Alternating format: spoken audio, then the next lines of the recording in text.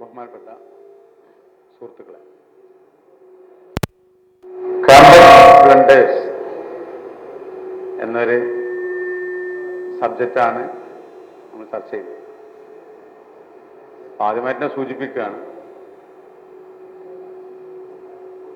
അരിസ്റ്റോട്ടിലിന്റെ വാക്ക് കടമെടുത്ത് പറയുകയാണെങ്കിൽ, നിങ്ങൾക്ക് വിമർശിക്കാനുള്ള നിങ്ങളുടെ സ്വാതന്ത്ര്യം എൻ്റെ ജീവൻ പണയം വെച്ചും സമർപ്പിക്കുന്നതാണ്.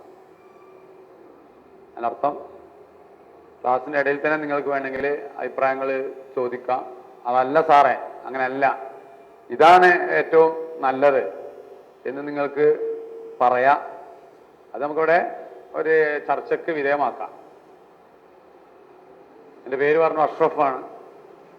ഞാൻ കേരളത്തിലെ മലപ്പുറം ജില്ലയിലാണ്. ബാംഗ്ലൂരിലാകുമ്പോൾ മിക്കവാറും എല്ലാ ജില്ലയിലത്തെ ആളുകൾ ഉണ്ടാകാൻ സാധ്യതയുണ്ട്. അപ്പോൾ ചില വാക്കുകളൊക്കെ ചിലപ്പോൾ മനസ്സിലാകാത്ത സാധ്യതകൾ ഉണ്ടാകാം. തൃശ്ശൂർക്കാരത് മലപ്പുറക്കാർക്ക് മനസ്സിലാവുകയില്ല, തലശ്ശേരിക്കാരത് അല്ലെങ്കിൽ കണ്ണൂർക്കാരത് തിരുവനന്തപുരത്ത് മനസ്സിലാവില്ല എന്ന് പറയാറുണ്ട്. അതിൻ്റെ എല്ലാ അപ്പം അതുകൊണ്ട് ഞാൻ മലപ്പുറം ജില്ലക്കാരനാണ്. അതുകൊണ്ട് നിങ്ങൾ ആർക്കെങ്കിലും എന്തെങ്കിലും മനസ്സിലാകാത്തുണ്ടെങ്കിൽ ചോദിക്കാം. അപ്പൊ നമ്മളൊക്കെ പഠനത്തിന് വേണ്ടി അല്ലെങ്കിൽ നമ്മുടെ ഭാവി ജീവിതം വളരെ നന്നായിരിക്കാൻ വേണ്ടി ഇങ്ങോട്ട് നാടത്തെ സുഖങ്ങളൊക്കെ ഒഴിവാക്കിക്കൊണ്ട് ഇവിടെ ഹോസ്റ്റലിലും വെള്ളം കിട്ടാതെയും കിട്ടിയിട്ടും ഭക്ഷണം കിട്ടാതെയും കിട്ടിയിട്ടും ഒക്കെ ഇങ്ങനെ പഠിച്ചുകൊണ്ടിരിക്കുക. പൊതുവെ മനുഷ്യന്റെ ഒരു രീതി അനുസരിച്ച് എല്ലാവരുടെയും ഇഷ്ടപ്പെട്ട ആളാകണം എന്ന് ആഗ്രഹം ഉണ്ടാവുന്നതാണ്. മാതാപിതാക്കളുടെ, അല്ലെങ്കിൽ നമ്മുടെ ഗുരുനാഥന്മാരുടെ, അല്ലെങ്കിൽ അയൽവാസികളുടെ, അല്ലെങ്കിൽ നമ്മുടെ കൂട്ടുകാരുടെ, കുറച്ചു കഴിഞ്ഞാൽ ഭാര്യയുടെ അല്ലെങ്കിൽ മക്കളുടെ ഒക്കെ അവിടെ ഇഷ്ടപ്പെട്ട ആളാകണം എന്ന് എല്ലാവർക്കും ആഗ്രഹം ഉണ്ടാവും. ഇത് ആഗ്രഹം ഇല്ലാത്തവരാരെങ്കിലും ഉണ്ടോ? ഉണ്ടോ? ഇല്ലല്ലോ. പക്ഷെ അങ്ങനെ ആണോ എന്ന് നമ്മൾ സ്വയം ആലോചിച്ച് നോക്കുക. ഞാൻ എൻ്റെ പാരൻസിന് സ്വീകാര്യനാണോ? ഞാൻ എൻ്റെ ഫ്രണ്ട്സിന് സ്വീകാര്യനാണോ?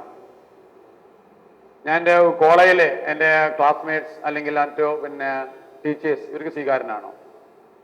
ഞാൻ ബിസിനസ് ആണെങ്കിൽ കസ്റ്റമേഴ്സിന് സ്വീകാര്യനാണോ?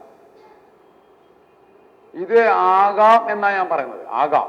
പക്ഷെ അത് എങ്ങനെയാണെന്നുള്ളത് ഒരു പ്രശ്നമാണ്. അതിനെന്ത് വേണം? എക്സ്പീരിയൻസ് വേണം എന്നാണ്. പരിശീലനങ്ങളിലൂടെയാണ് നമ്മൾ ആയത്. മനുഷ്യന് മാത്രമാണ് ഈ എഡ്യൂക്കേഷൻ എന്നുള്ള സംഭവം ഉണ്ടാകുന്നത്.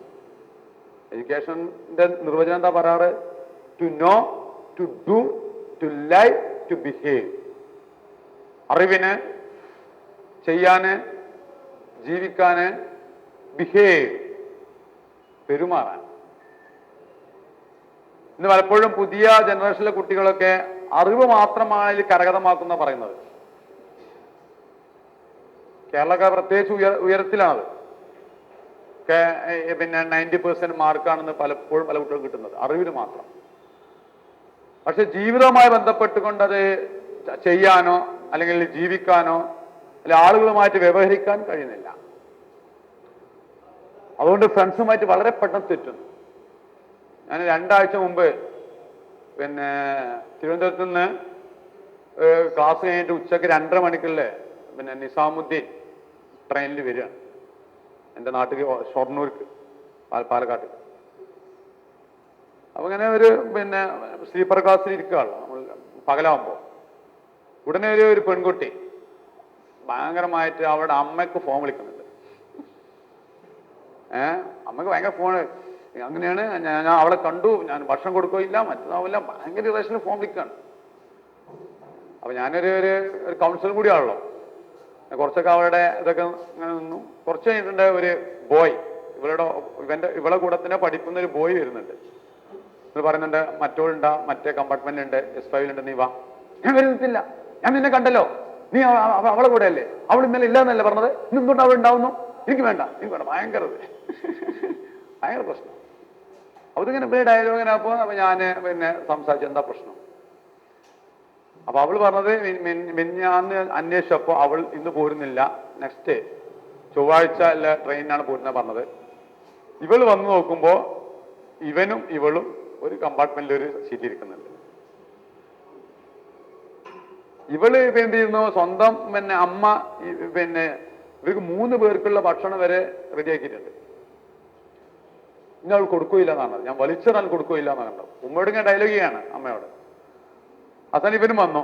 ഇവൻ എന്താ ഞാൻ ഇരിക്കുന്നതാണ്, പിന്നെ ഒരുപാട് ടൈം ഉണ്ടല്ലോ, ഞാൻ പറഞ്ഞു ഞാൻ കൗൺസിലറാണ്, നാളെ അവനൊക്കെ ക്ലാസ് എടുത്ത് വരികയാണ് തിരുവനന്തപുരത്ത്, എന്താ പ്രശ്നം? അങ്ങനെ മറ്റേ പെൺകുട്ടിയെ അപ്പുറത്തെ S5 ഇങ്ങോട്ട് വിളിച്ചു കൊണ്ടുവന്നു. ഈ ബോയ് പോയിട്ട് 3 ആളിരുത്തി. അങ്ങനെ ഏകദേശം പ്രശ്നങ്ങളൊക്കെ ഇതായി. അങ്ങനെ ഒരു പെൺകുട്ടിക്ക് ഇതാണ്.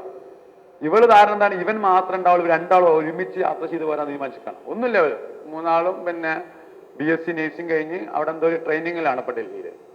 3 ആളും ഒരേ സ്കൂളിൽ ചെറുപ്പകാലത്ത് പഠിച്ച ഫ്രണ്ട്സുകളാണ്. ഇവളും 2 പെൺകുട്ടികളും ഒരേ റൂംമേറ്റുകളാണ് ഡൽഹിയിലും. പക്ഷെ എന്നോട് ഇന്നലെ മിഞ്ഞാന്ന് ഞാൻ അന്വേഷിച്ച് പോകുമ്പോൾ ഇല്ല എന്ന് പറഞ്ഞാൽ പെട്ടെന്ന് എന്തോ ടിക്കറ്റ് ഒറ്റക്കെടുത്തു. മാത്രമല്ല ഞാൻ കാണുന്നത് ഇവർ 2 ആളും ഒരുമിച്ച്. അവള് ഭക്ഷണം കൊടുത്തിട്ടുണ്ട് ഇവനക്കൊക്കെ. അപ്പൊ എന്തോ ഒരു ചീറ്റിംഗ് അല്ലേ, ഒരു പ്രശ്നമല്ലേ? അതിന്റെ പേര് ഇനി ഒരിക്കലും ഞാൻ മിണ്ടത്തില്ല അവളോട് എന്നൊക്കെ രീതിയിൽ ഭയങ്കര ഡയലോഗുണ്ട്. അപ്പൊ അവിടെയാണ് ആ ബിഹേവിയറിന്റെ ഒരുപാട് പ്രോബ്ലം വരുന്നത്. ആരാണത്? BSc നേഴ്സിംഗ് കഴിഞ്ഞ കുട്ടിയാണ്. പല പേഷ്യന്റേറ്റും ഡീൽ ചെയ്യേണ്ട ആളുകളാണ്. ഇവർ തന്നെ ഭയങ്കര പ്രോബ്ലം. അവസാനം കുറെ ഒരു 1-2 മണിക്കൂർ സംസാരിച്ച ശേഷം ഇവര് വളരെ കൂളായി. പിന്നെ ഭയങ്കര കമ്പനി, അടുത്തിരുന്നിട്ട് ഇവളെ കൈയൊക്കെ പിടിക്കാണ്, ഏതാ മുതരം മറ്റേത്, ഭയങ്കര കമ്പനി. അപ്പൊ ഞാൻ തമാശ ചോദിച്ചു, അപ്പൊ ഞാൻ പുറത്തായല്ലേ ചോദിച്ചു. ഞാൻ പിന്നെ കോഫിയൊക്കെ പറഞ്ഞിങ്ങനെ കുടിച്ചു പോകുന്നത്. അവരതിന് മുമ്പ് പറഞ്ഞതാണ് ഞാൻ അവളിന് മിണ്ടത്തില്ല, എനിക്ക് അങ്ങനെ ഫ്രണ്ട് വേണ്ട. ഇതിന്റെ പലപ്പോഴും കുട്ടികൾക്ക് പ്രശ്നമാവും. ഏതെങ്കിലും ഒരു പെൺകുട്ടി ഒരു ആൺകുട്ടിയോട് ഒന്നുമില്ല, ഒരു ഫ്രണ്ട്ഷിപ്പ്, പക്ഷെ അവൻ വേറൊരു പെൺകുട്ടിയോട് സംസാരിക്കുന്നത് കാണുമ്പോൾ ഭയങ്കര ഒരു സൈസ് അലോസരം. പലപ്പോഴും അങ്ങനത്തെ ഒരു കേസിൽ നാളെ വരാൻ വരുന്നുണ്ട്. ഒരു ഇന്ത്യൻ കുട്ടി നാളെ വരാൻ പോകുന്നുണ്ട്. തിങ്കളാഴ്ച 5 മണിക്ക് വരാൻ വന്നിട്ടാണ്. ഇങ്ങനത്തെ ഒരേ പ്രോബ്ലം ഒരു പെൺകുട്ടി. മാത്രമല്ല അവൾ ഭയങ്കര ഇറിറ്റേഷൻ കാണിക്കണമെന്നുള്ളതാണ്. ഇവനെ ഒറ്റ കണ്ടാൽ പ്രശ്നമല്ല, ഇവളെ ഒറ്റ കണ്ടാലും പ്രശ്നമല്ല. ഇവർ 2 ഒരുമിച്ച് കണ്ടാൽ ഇവള് പോയിട്ട് ഇവനെ പോയി തല്ലും ഇടിക്കുകയൊക്കെ ചെയ്യുന്നതാണ്.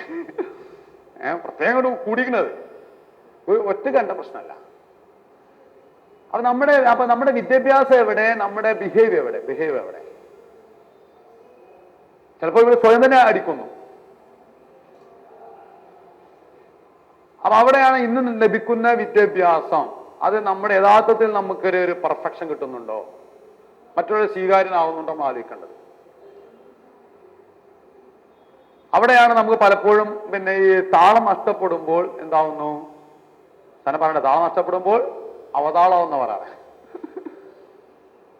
അപ്പൊ പലതിനും പല വഴിക്കും പോകാൻ സാധ്യത കൂടുന്നുണ്ട്. യഥാർത്ഥത്തിൽ ഈ കുട്ടികൾ ചെയ്യുന്നത് ശരിയെന്ന് ഞാൻ പറയാറ്. എല്ലാ കുട്ടികളും ചെയ്യുന്നത് എന്താണ്? ശരിയെന്നുള്ളതാണ്.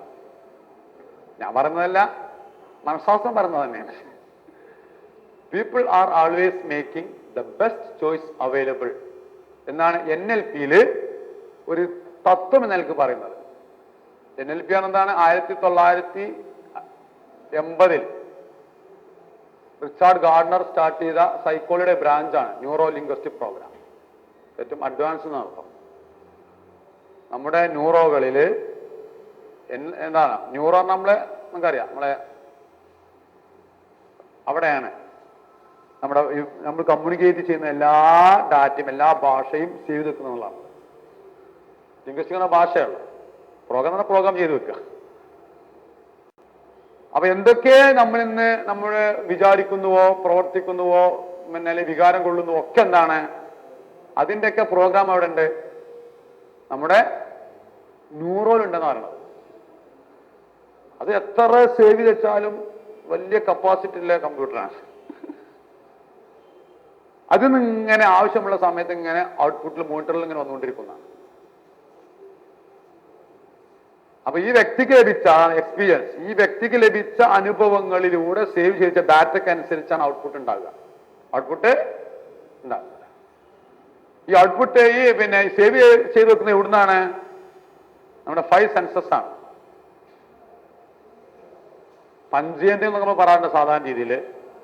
വാക്കോഗ്, ഷോർട്ട് ഫോം പറയും വാക്കോഗ്.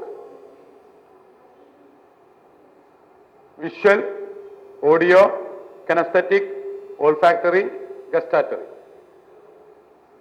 ഇതിന് പ്രിപ്പോസിഷൻ പറയുന്നുണ്ട് NLP-യിൽ. വാക്കോഗ് അത് സീയിങ്.